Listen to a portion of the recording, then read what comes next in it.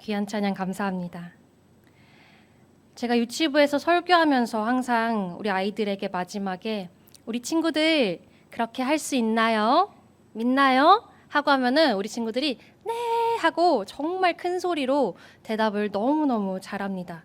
그래서 처음에는 그 아이들의 그 우렁찬 대답을 듣고 그래, 우리 아이들이 잘 알지 못하니까 대답을 잘하는 거지라는 이런 생각이 들기도 했습니다.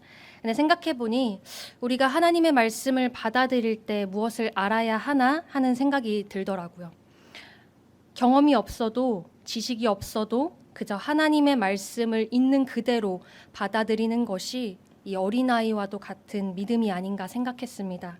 반대로 이런저런 경험과 지식이 쌓이면서 내 생각이 많아지고 내 안에 판단이 생겨 복잡한 마음으로 믿는 그것이 어른의 믿음이지 않을까 생각합니다. 누가복음 18장 16절에서는 이렇게 말씀합니다. 예수께서 그 어린아이들을 불러 가까이 하시고 이르시되 어린아이들이 내게 오는 것을 용납하고 금하지 말라. 하나님의 나라가 이런 자의 것이니라. 아멘. 예수님은 이 어린아이와 같은 믿음으로 살아가라 말합니다. 말씀에 기록되어 있다는 이유 하나로 모든 것을 버리고 그리스도를 따라가는 믿음, 어린 양이 인도하는 대로 따라가는 믿음입니다. 오늘 이 자리에 함께하는 모든 성도님들과 제 마음에도 이런 어린아이와 같은 믿음이 있기를 축복합니다. 오늘 저희가 읽은 본문은 이미 찬양으로도 너무나도 유명한 구절입니다. 내게 주어진 것이 아무것도 없을지라도 오직 여호와로 말미암아 기뻐한다는 것입니다.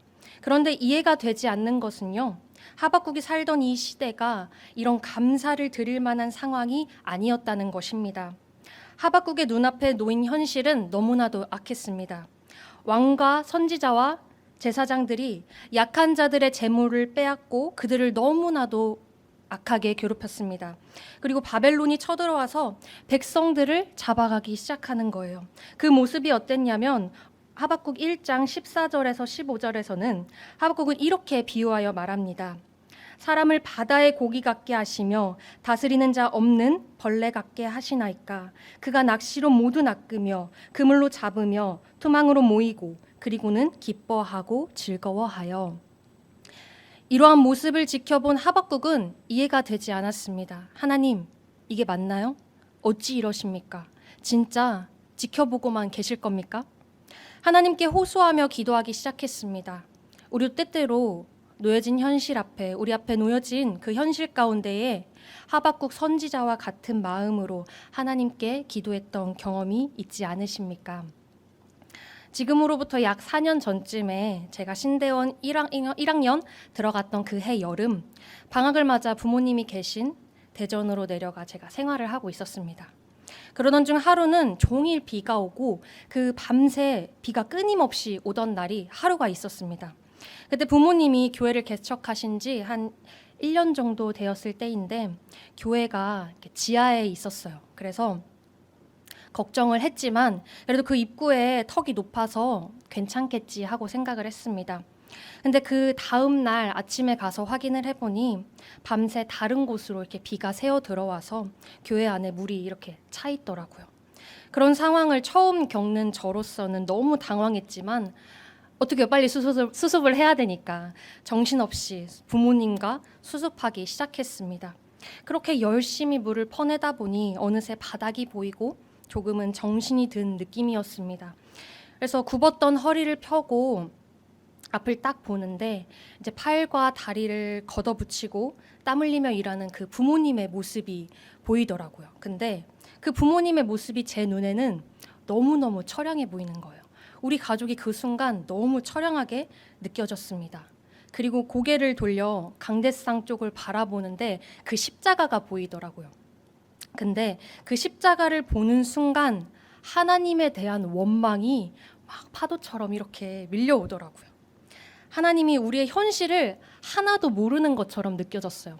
제가 정말 예수님을 믿고 하나님을 믿고 이 말씀을 전하겠다고 신대원에 입학까지 했는데 그 십자가를 바라보면서 제가 하나님을 원망하고 있더라고요. 우리가 정말 하나님의 말씀대로 개척도 하고 안 그래도 그 안에서 힘들게 교회를 유지해 나가고 있는데 왜 어려움에 어려움을 더하시는지 제 머리로는 도저히 이해가 되지 않았습니다. 그저 하나님만 원망했습니다. 그런데 이후에 제 예상과는 다르게 일이 흘러가더라고요.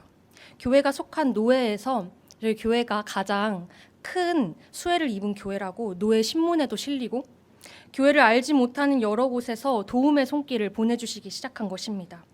이전에는 한 달 정말 힘들게 채워졌던 교회의 재정이 어느 순간 몇 달의 여유를 가질 수 있게 되었습니다. 그리고 교회도 이전보다 더 깨끗해지고 더 갖춰진 모습이 되었습니다. 그 일련의 상황들이 너무 신기하고 기쁘기도 하고 감사하기도 하지만 제 마음 한켠에는 불편함이 생겨나기 시작했습니다. 하나님을 원망했던 그 순간이 제 마음을 자꾸만 어렵게 했습니다. 그래서 바로 하나님께 회개 기도를 드렸어요. 하나님, 저의 믿음 없음을 용서해 주세요. 그렇게 기도를 하고 있는데 제 마음에 이런 메시지가 강하게 다가오더라고요. 앞으로 너에게 정말 많은 일들이 있겠지만 너는 그저 감사만 해라. 그래서 저는 그 이후로 감사하기 위해 노력했습니다. 비록 그 감사가 흐려지던 순간도 있었고 잊혀지던 순간도 있었지만 최근까지도 정말 감사하기 위해 노력했어요. 그런데 하루는 그 감사가 막히는 순간이 오더라고요. 저녁에 기도하기 위해 가만히 눈을 이렇게 감고 있는데 감사가 입에서 나오지 않아서 1, 2분 동안 가까이 또 침묵하고 있었습니다. 이제 그래도 어떻게 해요? 기도를 해야죠. 기도는 해야 되니 힘겹게 입을 떼서 그 하루에 대한 감사 기도를 드리기 시작했습니다. 형식적인 기도였지만 하루를 잘 마무리하게 해주심에 감사를 하고 있는데 그 감사가 내가 하나님의 자녀로 살아갈 수 있게 하심에 감사하게 되고 이 세상을 살아갈 때 이 삶의 끝이 죽음이 아닌 하나님 나라를 꿈꾸며 살아가는 그 삶에 대한 감사로 또 십자가의 은혜에 대한 감사로 이어졌습니다. 그 기도를 드리는데 정말 희한하게 제 마음이 넉넉해지고 힘이 생기면서 내가 매일 감사할 수 있는 힘이 바로 여기에 있구나 하는 깨달음이 제게 주어졌습니다. 죽음을 향해 있던 내 삶이 예수님의 십자가의 사랑으로 말미암아 생명을 얻은 그 사실을 믿고 고백하면 그게 감사더라고요. 감사해야지 하면서 꾸역꾸역 그 현실을 참아내는 것이 아니라 나의 노력으로 하는 것이 아니라 이 사실을 믿는다면 그냥 감사하는 것입니다. 하박국이 자신에게 놓여진 그 현실에 한탄하며 하나님께 기도했습니다. 그런데 하나님은 이렇게 응답하십니다. 이스라엘 백성들을 괴롭히는 그 바벨론 내가 보낸 것이다. 바벨론에 의해서 이스라엘은 멸망하고 백성들은 포로로 잡혀가게 될 것이다. 그런데 그것을 통해 나의 백성들을 내가 거룩하게 하고 결국은 내가 다시 이 땅을 회복시킬 것이다. 그러니 기다려라. 이렇게 말씀하십니다. 하나님의 이런 계획을 들은 하박국은 더 이상 이 눈앞에 현실이 다가 아니게 되었습니다. 정말 하나님의 말씀대로 나라는 망했어요.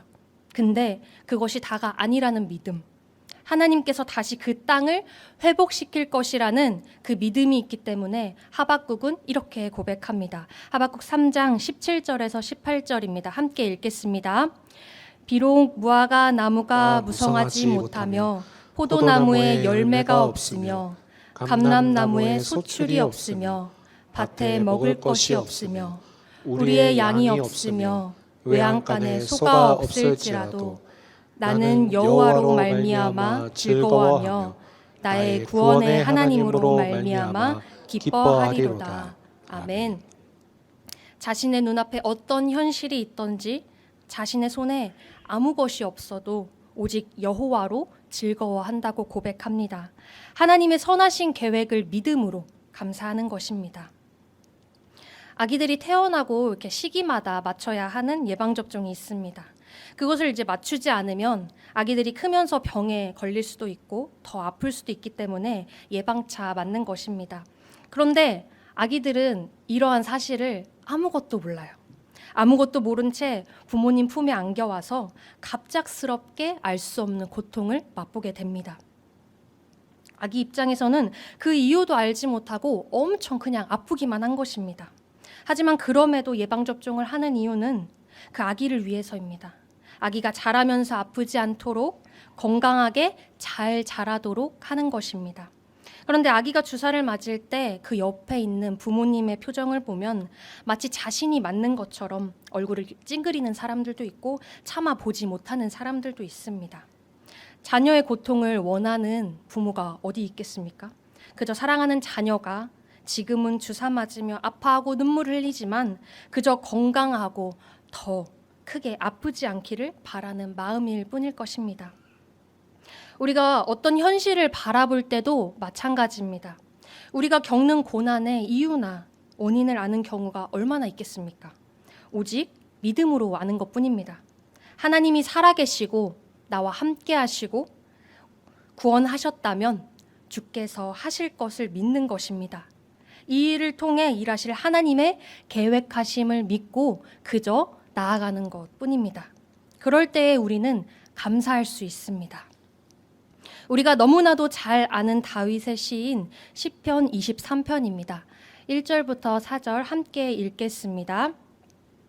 여호와는 나의 목자시니 내게 부족함이 없으리로다. 그가 나를 푸른 풀밭에 누이시며 쉴만한 물가로 인도하시는도다.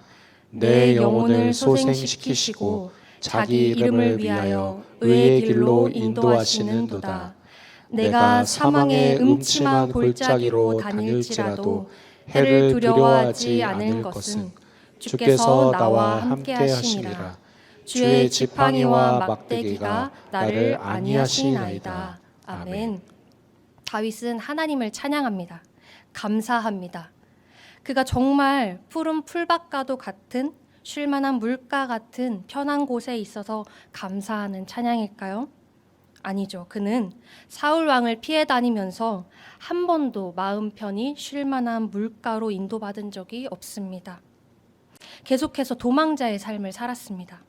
그런데도 그가 감사할 수 있음은 사망의 음침한 골짜기로 다닐지라도 해를 두려워하지 않을 것은 주께서 나와 함께 하심을 믿었기 때문입니다.